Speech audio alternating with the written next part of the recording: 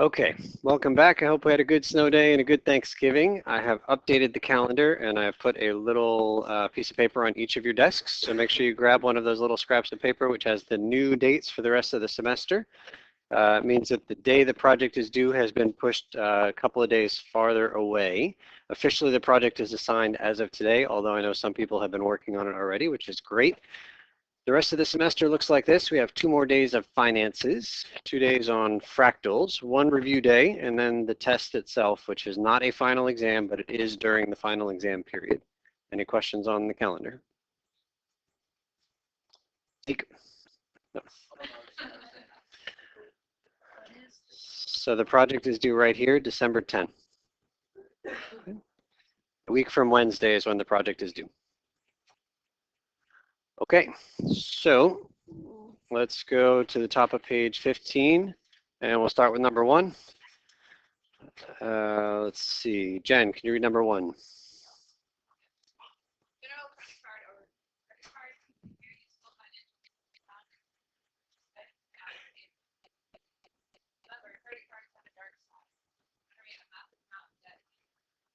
Thank you. Let's go to Jeff.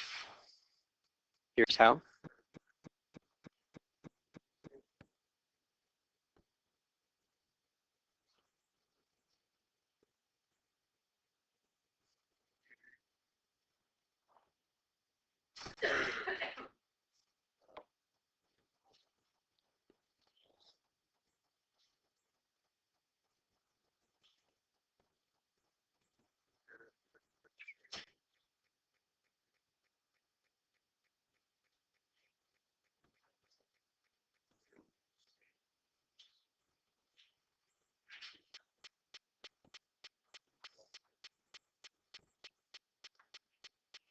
Okay, so you may have already had this sense of credit cards before. Do we know how they work in terms of like finance charges and interest and all that stuff? If you're willing to show this information, raise your hand if you own at least 1 credit card. If you have at least 1 credit card in your name. That's all? That is interesting. Yeah. Yeah, so like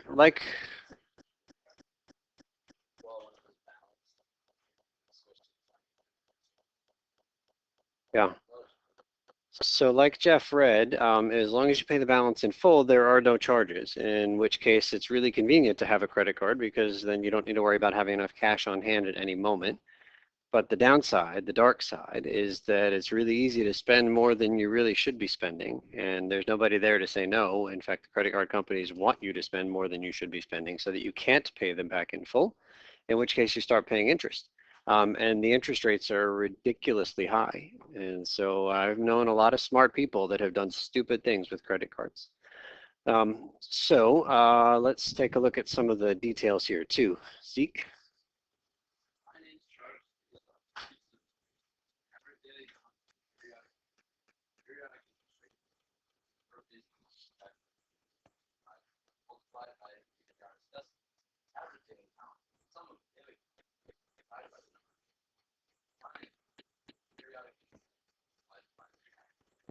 Okay, so 3 formulas. It's okay if you don't understand what any of them mean right now. We're just going to use them as we fill in on this specific example. 3, Christopher. Oh, sorry, we skipped Matt. Matt, 3.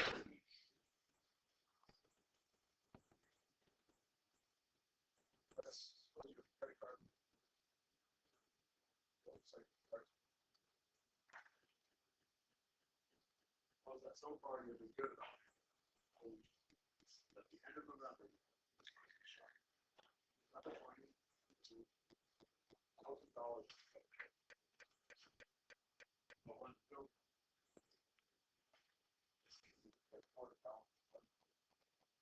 okay, let's pause there. Everybody understand that idea? Bought $1,000 worth of stuff, but you only paid 300. So the extra 700 is going to carry forward to the next month, and then you will start to get interest charges, penalties charged based on that 700. Okay, so in the very next billing cycle, which runs from December 20 to January 19, there are the following transactions. On December 23rd, we did some gift shopping for about $134. January 1st, bought some Tylenol and Gatorade, $14.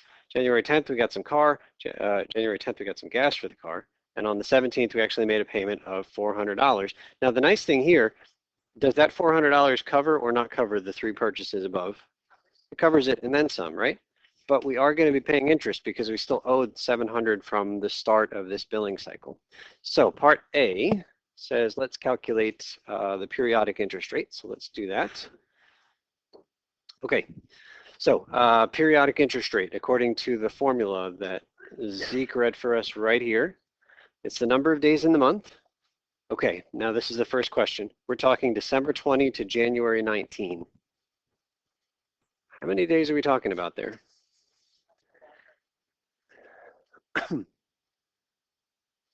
it 30? Is it 31? Is there an easy way to know without literally counting on your fingers? You guys know how many days are in each month, right? 30 days have September, April, June, and November. All the rest have 31 except February, the freak month. So which month is really the one that we're going to pass through the end of in this billing cycle? Is December. That's the month that we need to focus on. So how many days are there in December? 31. That's how many days there are in this billing cycle, okay? Now that's a decision that you have to make because you always have 2 choices, December or January. It's the first one. It's the one that ends during the cycle.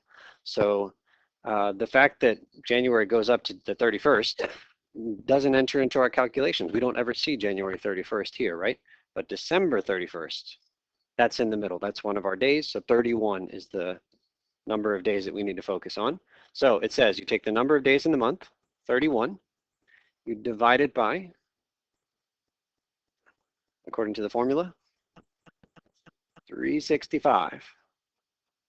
31 days in the month divided by 365 days in the year. And then we multiply by the APR as a decimal. The APR, the annual percent interest rate, was 19.99. So as a decimal, 2 zeros at the start, just 0.1999, right? Move the decimal 2 places to the left.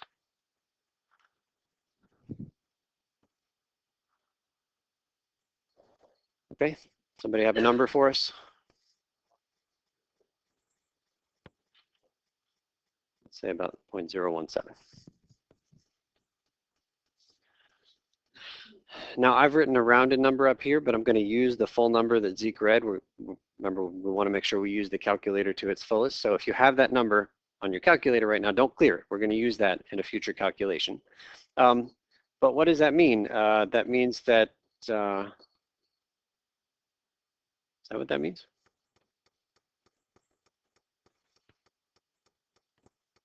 That can't be what that means.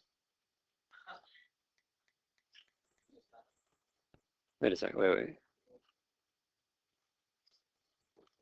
Okay, so it is 1.7% and it's per month because we were looking at a 1 month period. That 31 days was the month, okay? Yeah, I was thinking it was a daily number and I said, well, that's way too big. Okay, so 1.7% per month. Now, if you multiply that 1.7 times the 12 months in the year, we're going to get something close to the 19.99, but it's not going to be exact. You'll pay less interest in February as you do in December. It has to do with how many days there are, right? So the 1.7 per month is only the month of December. But if you're in February, it would be a smaller interest rate because there are fewer days there. Okay, so we've got our calculation from up above. So calculated was 0.017.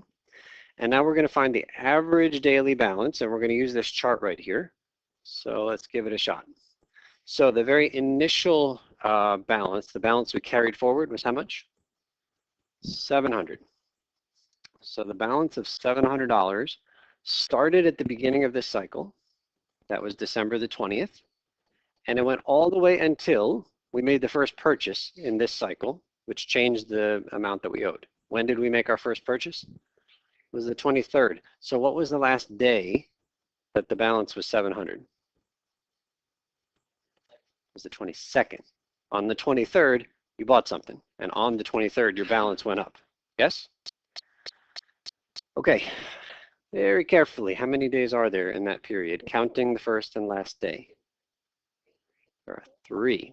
And I say very careful because it's so easy to subtract, and that will always give you the wrong answer. If you subtract and then add 1, that will always give you the right answer. There are 3 days in there. And then the last column says product. So apparently we're supposed to multiply those numbers together. So 700 times the 3 gives you 2100. It's $2,100, but dollars isn't quite the unit. It's like a total of $2,100 spaced over the 3 days. And trust me, multiplying these things. You broke the table. No, it was broken earlier. Don't worry about it. Okay, so let's go to the next period of time. Next period of time is December what? What's the starting day? 23rd, up until the very next transaction. So the next transaction was January 1st. So what was the last day that we're in this new? It was December 31st, right? And how do we find our balance for that period of time? We add the 700 to the 134.76. Everybody see it? We owed 700, now we owe more. $834.76.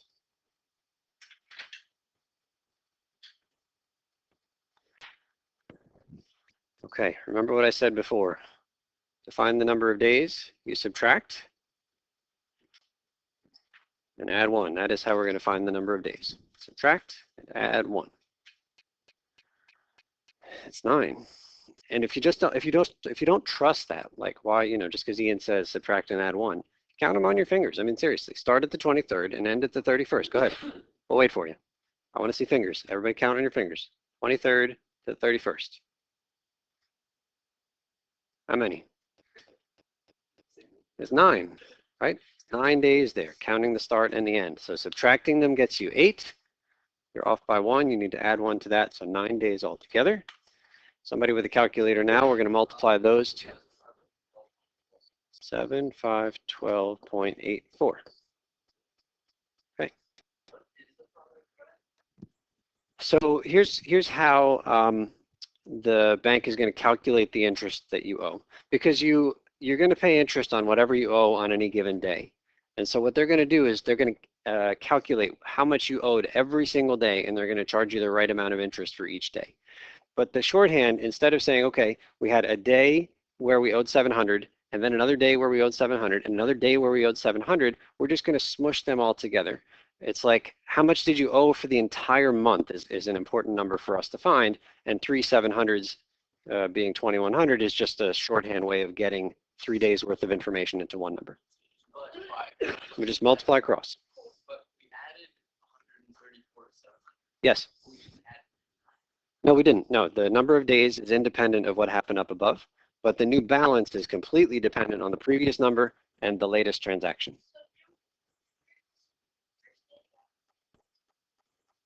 If you owe $700 on that first day, then you're going to pay interest on the $700, and you're going to pay interest on the $700 for the next 2 days, 3 days altogether, and then we're going to start paying interest on $834. We're going to pay interest on this higher number. And so multiplying them together, like I said, it doesn't really have like a unit that I can give you. It's a dollar amount, but it's the credit card company's way of figuring out how much did we owe over the course of the entire month. We're going to take, this might help, and we can just pause maybe on this for a minute. But what we're going to do is we're going to take all of these numbers down here, all the numbers that we find, we're going to add them up and divide by the 31 days in the month, and that's going to tell us the average amount that we owed each day, right? Yeah, the product just kind of comes out of nowhere, but we'll add, divide by 31 to get the average balance. Christopher, did you have a question? Okay. Yeah, we're going to average. Okay, next row. From when to when? January 1st to the 9th. What are we doing to the 834? Add the 1422. So what is that there? 8, 4, 8, 9, 8. Yep. How many days?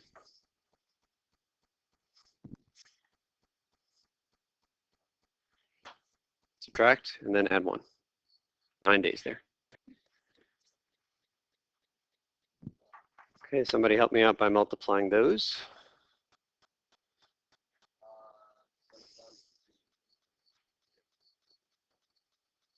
Okay. We have 2 more rows to fill in here. The next transaction is gas. So from when to when?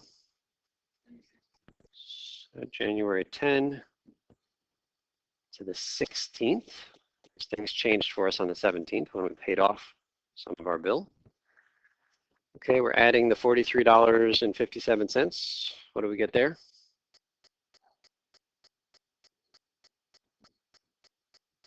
$92.55. Okay, number of days there is 7. Subtract and add 1. And then we multiply here. What do we get? Thank you. Okay, and then our very last transaction. So where do we start? January 17. That's when we made our payment. The billing cycle, it goes up to a certain end date, which is given in the problem, which is the 19th. That's what it says, go up to January 19th, so that's what we do. Now this transaction is different from all the others because here we're paying off some of what we owe. So we don't add the $400, subtract it. So finally this number is going in the right direction. So that brings us down to $492.55.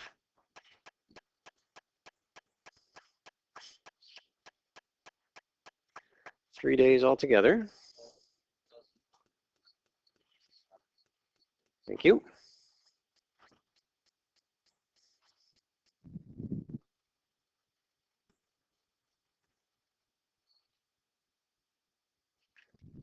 Okay, the next thing that we do is very carefully add up all the numbers in the right-hand column, and then we'll divide by the number of days in the month. So down here, we're going to wait for somebody with a calculator to tell us the sum, and then we'll divide by the number of days in the month. So if you are not typing into a calculator, let's just point out that this is what the formula right here says to do. It says the average daily balance is the sum of all those daily balances, and then divide by the number of days in the month. Everybody see it? This is the formula we're after. Can you give me the total before you divide?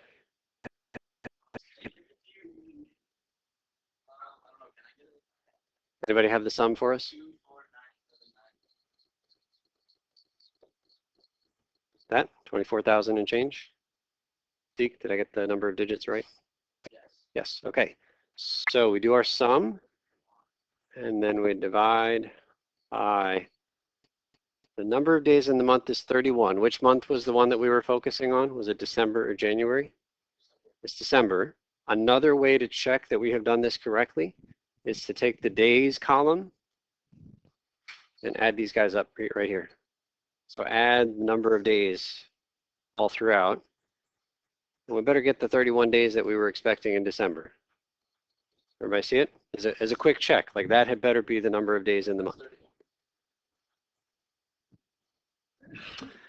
Okay, so then we take this blue sum and we divide by the 31. And what do we get? 7.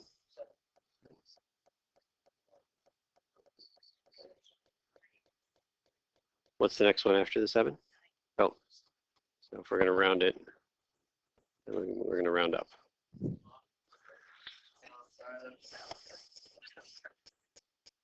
He was doing Jefferson's method. We're just, right, everything rounds down. Okay, 805.78. Does that number seem reasonable as the average daily balance? Like, look at the balances that we had, ranging from the 492 at the end to a high of 892, but most of the time it was in the 800s, right? Okay, so that 805 seems reasonable to me. That is what we owe at the end of the month, plus the interest that we're about to calculate. So we have borrowed from the credit card company $805.78 for the entire month of December. That's our average amount that we have borrowed from them. And so now they're going to hit us with the interest. So let's go to the last formula that Zeke wrote to us. This one. If we want to find the finance charge, we take our periodic interest rate, which was the first thing we calculated, the 1.7%, and we multiply by the average daily balance, the 805, and whatever we get is how much interest or finance charge we have to pay. Okay, so finance charge equals, so if we take the, yeah, Christopher? Well, oh, you're right, I'm sorry, yes. We owe the finance charge based on the 805 plus, and I was thinking the 805 was our current balance, but you're right, it's the 492 is our current balance. Yeah, thank you. So we'll owe the 492 plus the interest that we're about to calculate on the 805.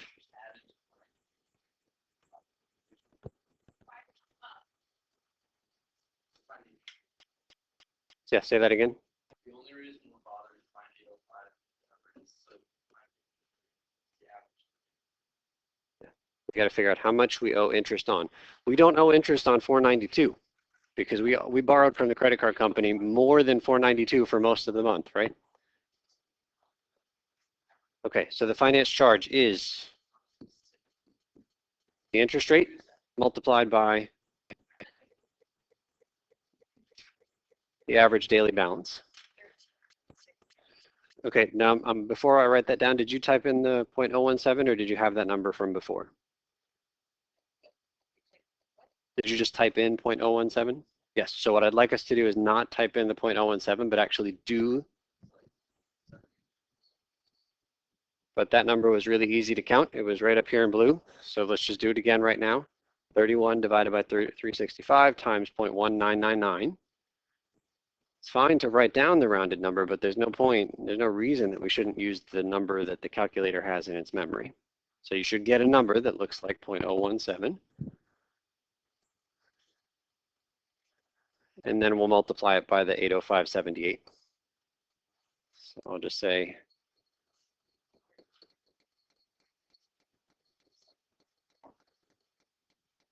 okay, one more time, Jackie.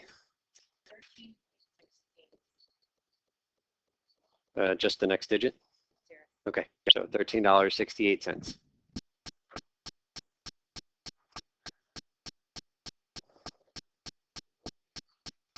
That's the interest that we have to pay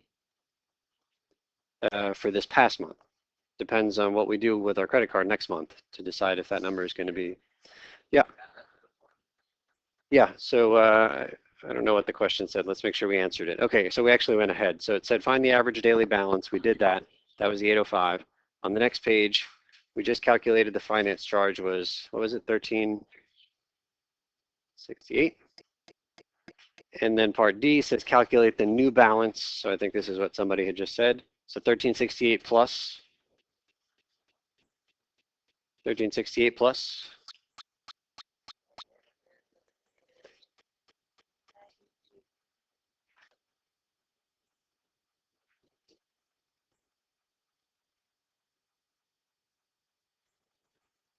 506.23. Is that right?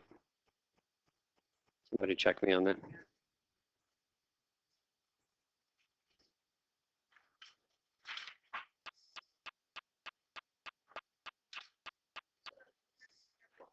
That's what we start with the next month. Now here's the deal. We owed on average $800 during this month. That's what we calculated. But there are plenty of people that owe $8,000 during the month. Plenty of people. So their bill wouldn't be $13. What would it be? It'd be $130. You say, oh, that's not so bad, $130. But that's $130 per what? Per month. So $130 for 12 months is what? $1,560 for the year, 1,500 plus. That's not even making any new purchases. That's just because you have a balance of $8,000 on your credit card. So that $8,000 balance will end up with you paying $1,500 in the year for no goods or services other than the fact that you bought stuff that you couldn't quite pay for yet. 1,500 is okay?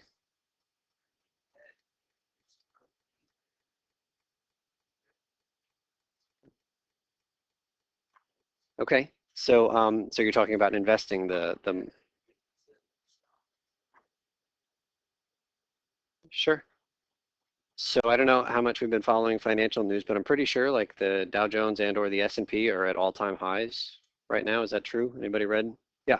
And does anybody know historically what the stock market return is? Like an average year, like over the course of the last 100 years or so. Average year historical return is something like 12%, which is great.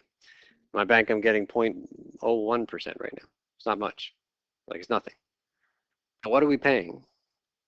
What interest rate are we paying? 20%. That's what we're paying. So if somebody can outperform a stock market that's returning like 12% and do better than the 20% they're charging, tell me who they are, because that's really hard to do. So it's 20% is whatever you're paying on your credit card is going to be very difficult to beat. All right, so we should start inventing stuff, but we shouldn't be using our credit card.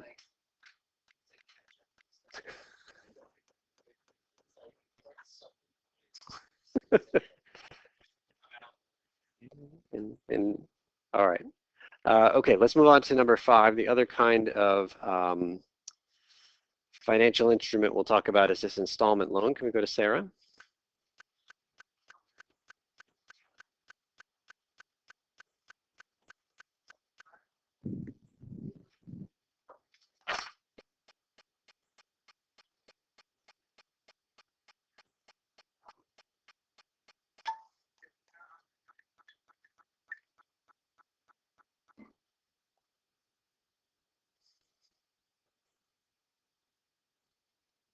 Thank you. Okay, so show of hands if you own a car.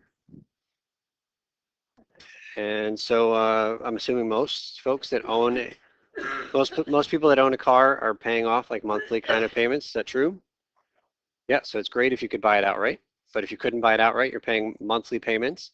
Do the monthly payments change or are they consistent from month to month? They're consistent. And the numbers are figured out when you actually purchase the car and go through the financing process. So the idea is you buy this car, let's say it is a $10,000 car and you can't buy it outright. So what you do is you work with essentially the car's bank company, and they have an interest rate based on your credit score, like how strong of a credit score do you have.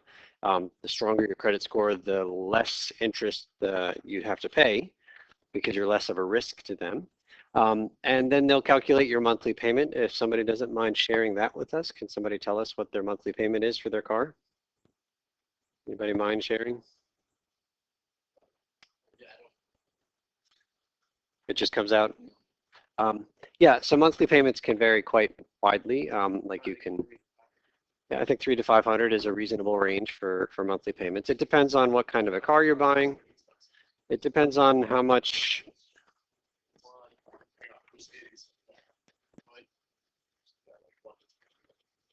1 to 300. Okay.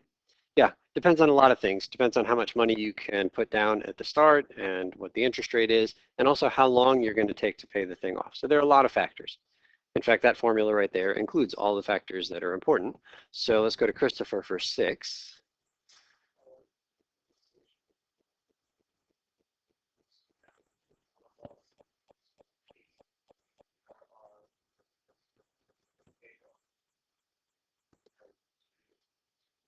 Okay, so there's the big crazy formula, which we're going to use in this example number 7. Monica?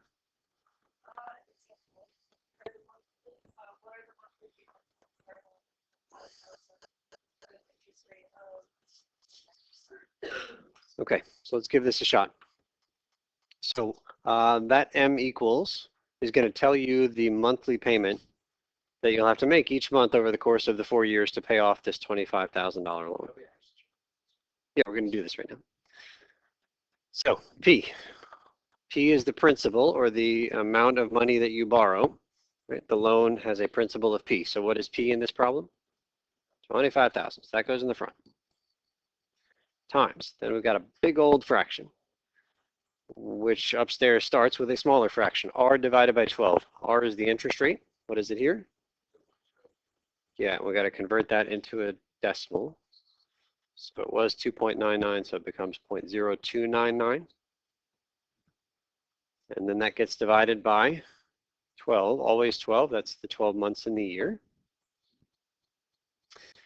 And then parentheses, 1 plus r divided by 12. It's the same calculation again.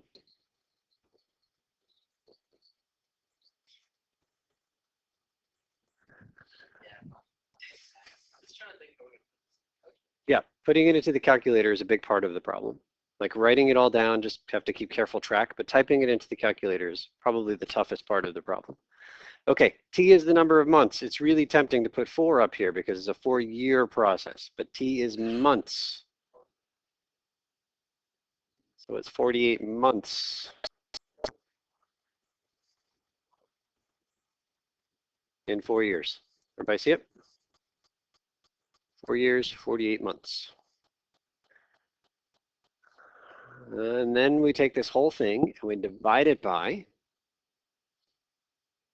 parentheses 1 plus r over 12. It's the same thing again. Raised to what power? 48. And then at the end, minus 1. So there's the formula. Now I'm going to give you suggestions on how you type this thing in. It is possible to type it in one shot with exactly the right parentheses, exactly where they belong. I do not encourage you to do that. Because one little mistake and you'll get some number, and like we don't really have a good guess, like even an estimate of what we should be paying each month, so we're probably not going to recognize it's the wrong number. So here's my suggestion. So let's bring up our calculator here. My suggestion is that you first find the value of this fraction, the 0.0299 divided by 12. So let's just type that in as it is. 0.0299 divided by 12. So we have that.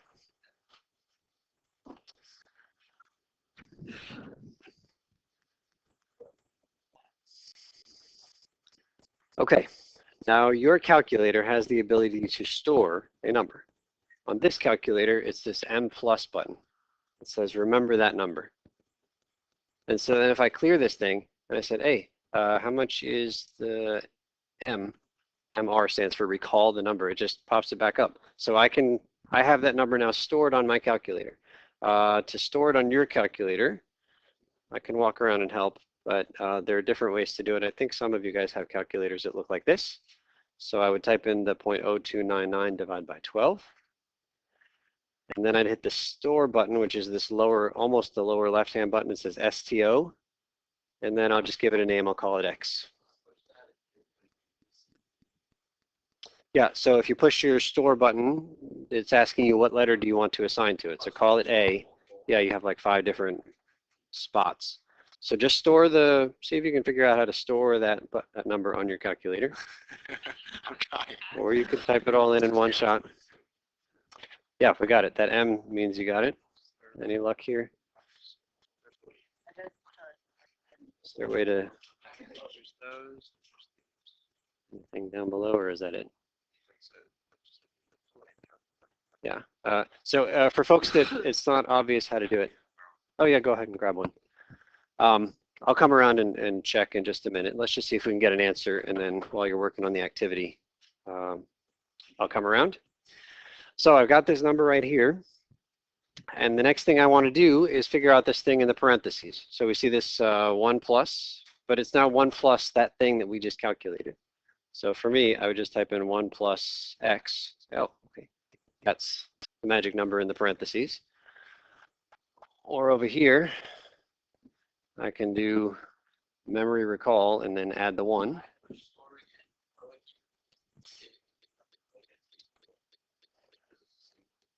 You want it to be the same button, or you don't want it to be the same? No, because it is the same place. So store and then give it a different name. There you go. No, but to bring up the old one. Oh. Like, since this one. Yeah. Okay, thank you.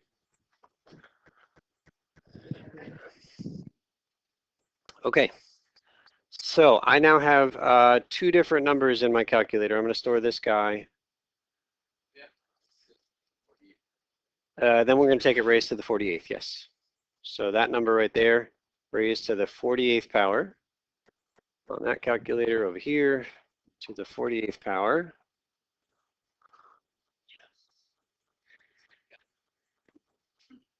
And now we're actually pretty darn close because that massive calculation to the 48th is in two places and it takes up the bulk of the calculations in this formula. Yeah. So that entire top thing, the parentheses to the 48 and the parentheses to the 48 are just that number. So that number is really the one that I care about at this moment. So I'm going to store that guy. I'm going to call it the same X as I did before. I'm going to say, I want you to store that number right now. And so you don't need to keep updating and store 3 different variables. I'm just calling it the only thing I care about. So that guy now has a name. Yeah, and the rest of this we can just about do in one shot. So here we go. We're going to take that thing, multiply it by the 0.0299 over 12. So I get that. And then we're going to divide by the thing that I just stored, minus 1. One of the many places to make a mistake here is that I need to insert parentheses around that denominator. Right? The denominator has a subtraction in it. And so I need to tell the calculator this is one thing down here. So I'm going to divide by parentheses my stored number minus 1.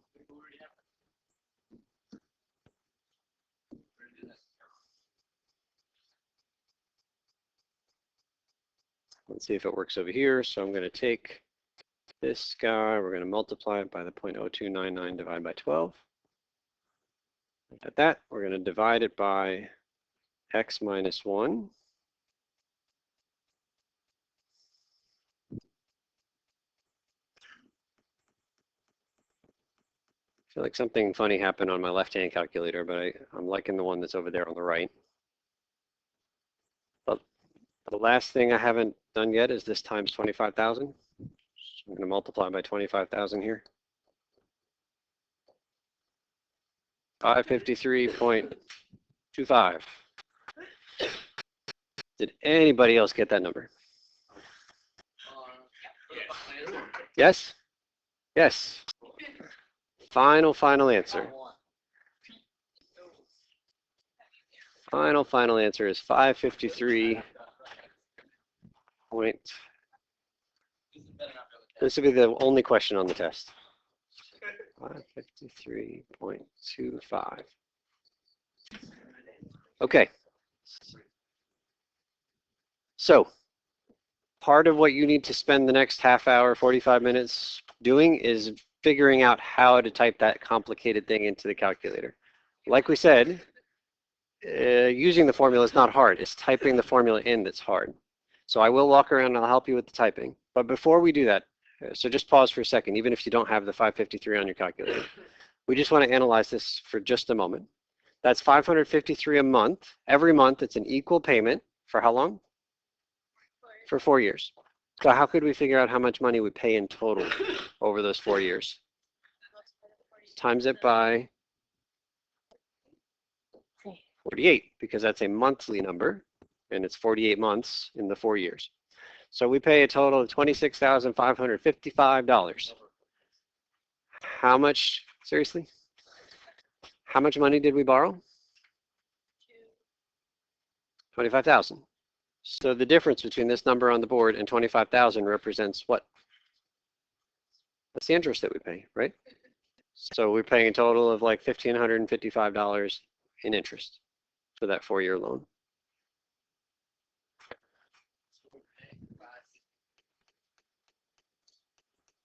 You're paying $553 a month, which works out to over 4 years of that number.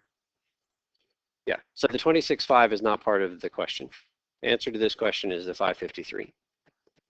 Okay, all right, so the activity is on the next page, but before you move on, raise a flag. Well, I'll put the flags out in a second. But raise a flag if you have trouble typing this thing into the calculator. If you cannot get 553, then let's learn how to do it so we can get it on the test, okay? So don't move on until you've got that 553 on your calculator. Help each other out on the calculators.